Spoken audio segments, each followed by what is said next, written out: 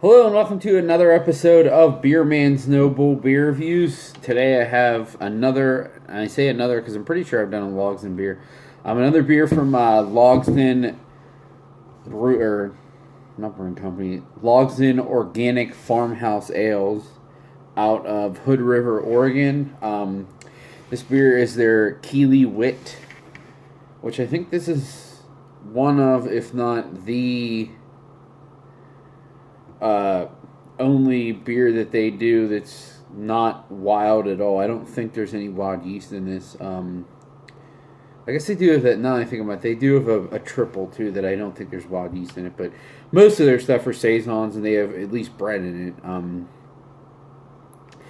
I don't know how old this is, to be honest. I got this at a kind of on the clearance rack, and on the back of it, it says Best Buy March of 2018. So I don't know when it was bottled, but I'm guessing it's a couple years. But I've had a lot of their stuff that's been aged for a little while, several years old, and it's always been really good. So I didn't take that as a deterrent in buying it. It was actually more of a reason for me to buy it that it was a little old. Like I said, it's Kili Wit, so I think by wit people understand what it is, but it's organic white beer brewed with coriander, and it is 5.5 ABV.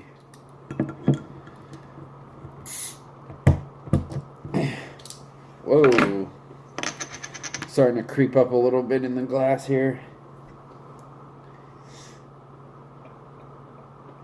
I'm pretty sure I have had this before. I don't know 100%, but I'm pretty sure I have. But like I said, I did get this on the clearance rack, admittedly, but I like everything that these guys do, so I knew that it would be it'd be worth it. Wow. So as you can see, it pours a really, almost completely clear straw color with about a finger's worth of like a rocky white head. So I said I thought this was one of the only ones they did that wasn't wild, but this definitely has some nice funk aroma to it, which I'm really, really excited for. A little bit of like that minerally, like wet rock character.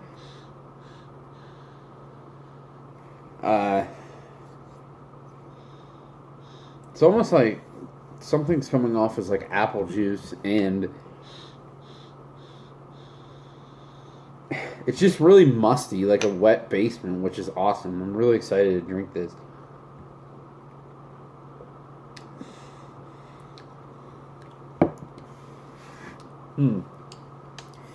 That's so crazy because the aroma is super musty, but the flavor really isn't. It is very, very dry. I will say that. The flavor is very, very dry, but pretty much everything they make, sans like the things that are like actually sour, and not just the Brett things, but everything they do with Brett is usually very, very dry. But this smells like it's going to be like even somewhat tart, maybe. It just has so much like musty character.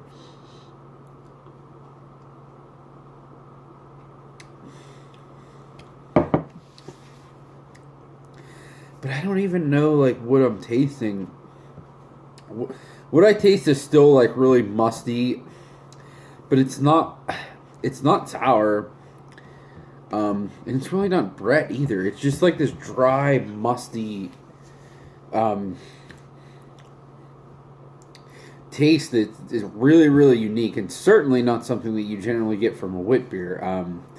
And I also wouldn't really call this a wit beer either, because it's pretty much almost completely translucent.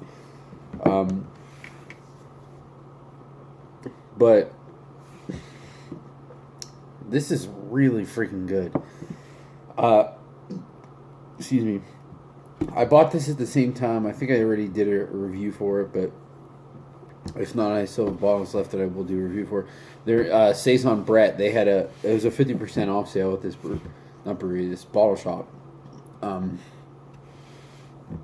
And the Saison Brett bottles were a little old too, so it's same thing. They were really, really dry, but like just that musty, funky dryness. Like I like this over acidic sours any day of the week. Let me try to get some actual like taste notes in it. So I'm picking up like some pear juice.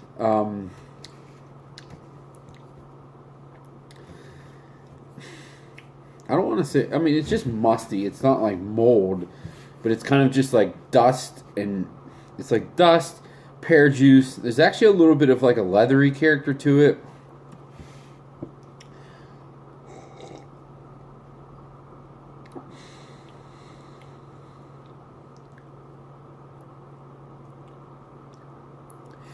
It's a little like potpourri, perfumey too. I remember liking this for what it was, and like how often would I buy a wit beer. So obviously there was something. I didn't remember what I liked about it. I just remembered that I liked it a lot, so that's what drew me to buy another bottle. But now I'm really glad I did. This is so good, and it's so unique too. Like, I'm not saying that there's not a lot. There isn't a lot of breweries, but there's several like pretty good American wild ale breweries that could make something like this, but they just choose not to. Because really, a wit beer, especially if you market it that way, is not really going to drive sales. But this is just a really, really tasty, nice, dry, like brute beer almost. That I would drink the crap out of all day. And I like the fact that it's 5.5 ABV. It's pretty unique. And I'm just really glad that I bought this and that I'm doing a review of it. But like I said, I got it for like half off, but I think this is probably, assuming the ABV, what goes into it, everything, I'm assuming this is their cheapest beer. I would guess. I don't know for sure, but I would assume this is their cheapest beer. Because their stuff does tend to be a little pricey, but even if this is like $8 or something, I would say at that price point it's worth it. It's it's not real strong, but it has a good bit of complexity for being such a simple beer. And it's just, if you like really dry, funky things, you will really like this. So this is definitely a buy for me, not just at the discount price I got it for, but even at regular price. This is definitely a buy for me. It's really tasty. I like it a lot. So I think that's all I got on this one. Please like, comment, subscribe. Let me know what you think, and I look forward to doing the next one. Thanks.